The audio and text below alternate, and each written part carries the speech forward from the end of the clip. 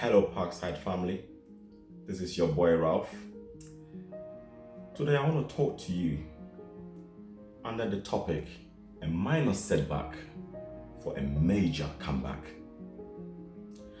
I'm not here to waste your time. There's no time for religious cliches. We all know what is happening in our world today. And the question that is being asked is, where is God?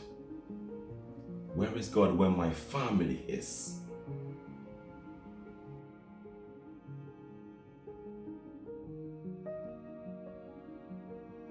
And I'm not here to pretend that I'm doing okay, because the truth of the matter is, I am not.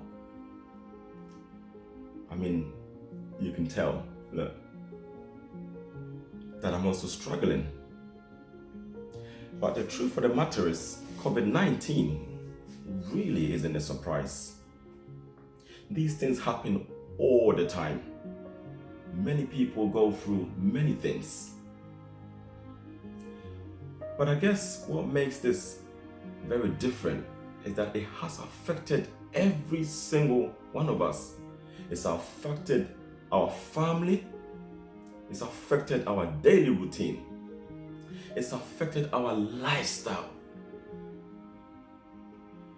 But whilst I'm not trying to downplay the impact of COVID-19 on our lives, I just want you to cast your mind's eye back. I want you to remember a few things. Do you remember when that letter came through? Do you remember when the Home Office gave you a few days to go back? Well, I do. I had a few of those letters. You know, perhaps you're shy, perhaps you don't want your inner circle to know about this. But guess what? The Lord has delivered you. Guess what? You are now a proud British citizen. Do you remember when that letter came through and the bailiffs actually turned up at your house? Do you remember when they threatened to take your stuff? Oh, God has been so good to you. Now you've got your family all around you. Your kids, your wife, your husband. Do you remember when that letter came through from your GP? Do you remember when they diagnosed you with breast cancer? Do you remember when they said perhaps you may have a heart condition? Do you remember when you had that kidney failure? We're still here. Actually, do you remember when that letter came through from HSBC, Halifax, Santander? Do you remember when they gave you a few days to pay your mortgage, or they were going to repossess your house? Family, you now live in a 3-4 bedroom house. Now, I don't know what your predicament is right now during this pandemic. Perhaps you're lonely. Perhaps you're insecure. And it pains me to say, some of us may be going through domestic abuse. Perhaps you're uncomfortable. In fact, perhaps all these apply to you. You know, now there's no church per se, and the church really is in our homes. The church is in our hearts. So now there is no praise team for you to hide behind. Now there is no band in the home. Now there's no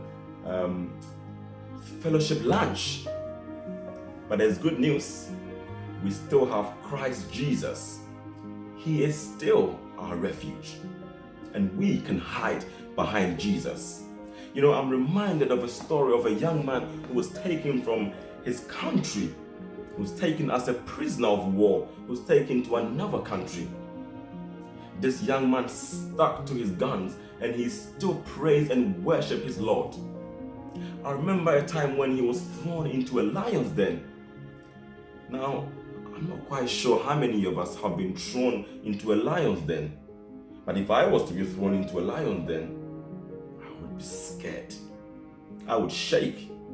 I would be terrified. I would be anxious. The biblical story tells us that Daniel was in the lion's den.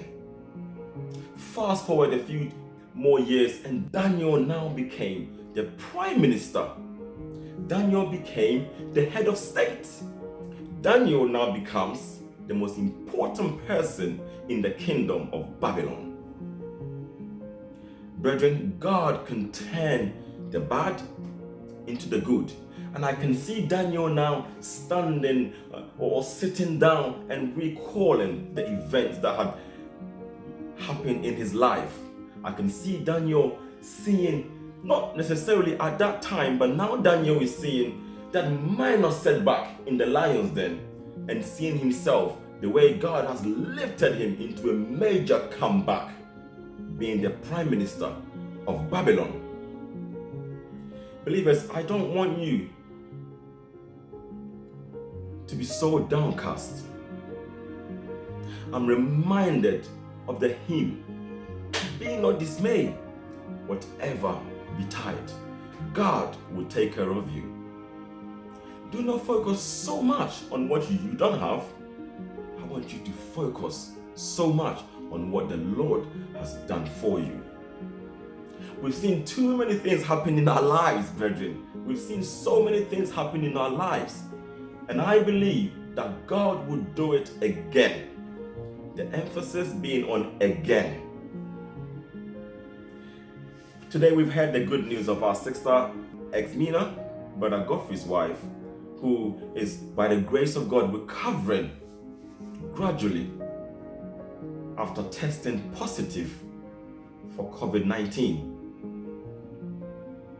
God will do it again. I wish you a good week. Above all, I wish you God blessings. I pray that the Lord look after you, because our comeback from this coronavirus is going to be big. Please stay safe. Please stay at home and stay blessed. See you soon.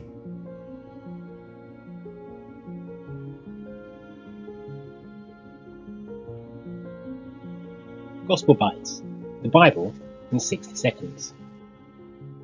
Numbers. The fourth book in the Pentateuch, Numbers is called Bemidbar in Hebrew, which means in the wilderness. The author of Numbers is Moses. Numbers records in accurate detail the nomadic life of the Israelites. In the book, we find an ancient narrative that is corroborated by historical facts. Opening at Mount Sinai with the numbering of the adult males, it adds further regulations not found in Leviticus. It then traces their journey through the wilderness to Moab. The principal objective of the book is to exalt Jehovah as the only supreme God, in all his holiness and majesty, and his loving care for his chosen people. Despite God's sure and steady leadership through his servant Moses, Numbers records the many rebellions of the Israelites, born through their selfish motives and desires. In spite of their waywardness, Numbers presents the faithfulness and patience of Jehovah and his desire to dwell amongst his people and be their God. And that's Numbers in 60 seconds.